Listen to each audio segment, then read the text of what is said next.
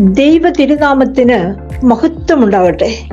ഭാഗ്യവചനധാരയ്ക്ക് വന്ദനം. എത്രയും വാത്സല്യമുള്ള സഹോദരങ്ങളെ, ഒരിക്കൽ കൂടി ഭാഗ്യവചനധാരയ്ക്ക് മുന്നിൽ എത്തുവാനുള്ള അനുഗ്രഹം തന്ന അത്യുന്നതനായ ദൈവത്തെ ഞാൻ നന്ദിയോടെ സ്തുതിക്കുന്നു. ഇന്ന് സങ്കീർത്തനം 119 ഞാൻ എടുത്തിരിക്കുന്നത്. നമുക്കറിയാം, സങ്കീർത്തനങ്ങളിൽ ഏറ്റവും വലിയ അധ്യായമാണ് 176 വാക്യങ്ങൾ. അതിൽ 20ഓളം വാക്യങ്ങളിൽ വചനമെന്ന് എടുത്തു പറഞ്ഞിരിക്കുന്നു. 9ാമത്തെ തിരുവചനത്തിൽ യുവാവ് തന്റെ മാർഗം എങ്ങനെ നിർമ്മലമായി സൂക്ഷിക്കും, അങ്ങയുടെ വചനമനുസരിച്ച് വ്യാപരിച്ചുകൊണ്ട്. 105 അങ്ങയുടെ വചനം എന്റെ പാദത്തിന് വിളക്കും പാതയിൽ പ്രകാശവുമാണ് എന്ന് പറയുന്നു. 148 അങ്ങയുടെ വചനത്തെ പറ്റി ധ്യാനിക്കാൻ വേണ്ടി രാത്രിയുടെ യാമങ്ങളിൽ ഞാൻ ഉണർന്നിരിക്കുന്നു. പ്രിയ സഹോദരങ്ങളെ, ഈ വചനം എന്ന് പറഞ്ഞാൽ എന്താണ്? വിശുദ്ധ യോഹന്നാന്റെ സുവിശേഷം 1:1 പറയും, ആദിയിൽ വചനമുണ്ടായിരുന്നു, വചനം ദൈവത്തോടു കൂടെ ആയിരുന്നു, വചനം ദൈവമായിരുന്നു. 4ാം തിരുവചനം, അവനിൽ ജീവൻ ഉണ്ടായിരുന്നു, ആ ജീവൻ മനുഷ്യരുടെ വെളിച്ചമായിരുന്നു. കണ്ടോ, ജീവനുള്ള തിരുവചനം. ഒരിക്കൽ ബഹുമാനപ്പെട്ട ഒരു പുരോഹിതൻ പറയുകയുണ്ടായി, ദൈവം തന്നെയായ വചനമെടുത്ത് വായിക്കുമ്പോൾ അവിടുത്തെ ശ്വാസനിശ്വാസങ്ങൾ മുഖത്ത് വന്ന് പതിക്കുന്ന അനുഭവം പലപ്പോഴും ഉണ്ടായിട്ടുണ്ടെന്ന്. അത്രമാത്രം ആത്മാർത്ഥതയോടും വിശ്വസ്തയോടും ആദരവോടും കൂടി വചനം വായിക്കുന്നവർക്കാണ് ഇങ്ങനെയുള്ള അനുഭവങ്ങൾ ഉണ്ടാവുന്നത്. ഇതുപോലെയുള്ള അനുഭവങ്ങൾ നമുക്കും ഉണ്ടാകണമേ എന്ന് പ്രാർത്ഥിക്കാം. വചനം കേൾക്കുകയും വിശ്വസ്തയോടെ പാലിക്കുകയും ചെയ്താൽ, നിയമാവർത്തനം 7:13 പറയുന്നു, അവിടുന്ന് നിങ്ങളെ സ്നേഹിക്കുകയും അനുഗ്രഹിക്കുകയും വർദ്ധിപ്പിക്കുകയും ചെയ്യുമെന്ന്. വീണ്ടും നിയമാവർത്തനം 28:2 മുതൽ 6 വരെയുള്ള തിരുവചനങ്ങളിൽ അവിടുത്തെ വചനം ശ്രവിച്ചാൽ അവിടുന്ന് ഈ അനുഗ്രഹങ്ങളെല്ലാം നിന്റെ മേൽ ചൊരിയും. നഗരത്തിലും വയലിലും നീ അനുഗ്രഹീതനായിരിക്കും.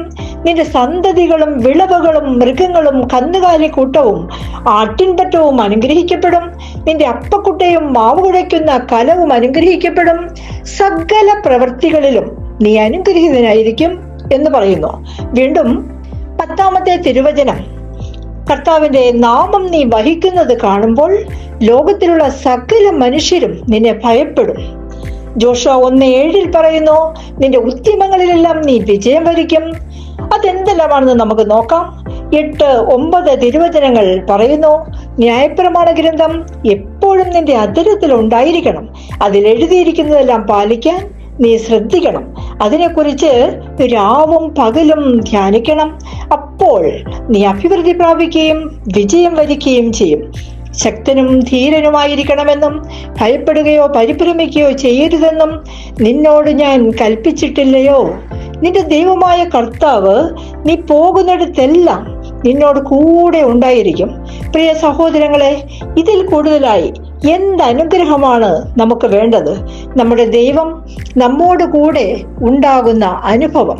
ഹെബ്രായർ 4:12 ദൈവത്തിന്റെ വചനം സജീവവും ഊർജ്ജസ്വലവുമാണ്, ഇരുതലവാളിനേക്കാൾ മൂർച്ചയുള്ളതായതുകൊണ്ട് ഇരുവശവും വെടിപ്പാക്കി എന്ന് വെച്ചാൽ അത് വായിക്കുന്നവരും കേൾക്കുന്നവരും ഒരുപോലെ വിശുദ്ധീകരിക്കപ്പെടും.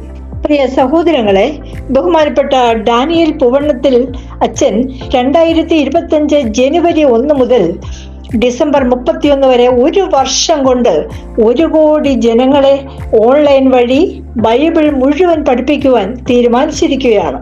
തിരുവചനത്തിന്റെ മുൻപിൽ ബഹുമാനപ്പെട്ട അച്ഛന്റെ ത്യാഗോജ്വലമായ പ്രയത്നത്തിന് മുമ്പിൽ നമുക്ക് ശിരസ് നമിച്ചുകൊണ്ട് അരമണിക്കൂർ നമുക്കും പങ്കെടുക്കാം. സ്നേഹമുള്ള സഹോദരങ്ങളെ, നമ്മൾ കണ്ടിട്ടില്ലേ യേശു തമ്പുരാൻ ഒരാടിനെ തോളിലേറ്റി നിൽക്കുന്ന നല്ല ഇടയന്റെ ചിത്രം?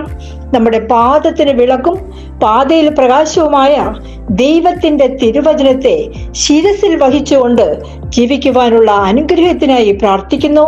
അത്യുന്നതങ്ങളിൽ ദൈവത്തിന് മഹത്വം, ഭൂമിയിൽ ദൈവകൃപ ലഭിച്ചവർക്ക് സമാധാനം ആശംസിച്ചുകൊണ്ട് എന്റെ വാക്കുകൾ നിർത്തട്ടെ. നന്ദി.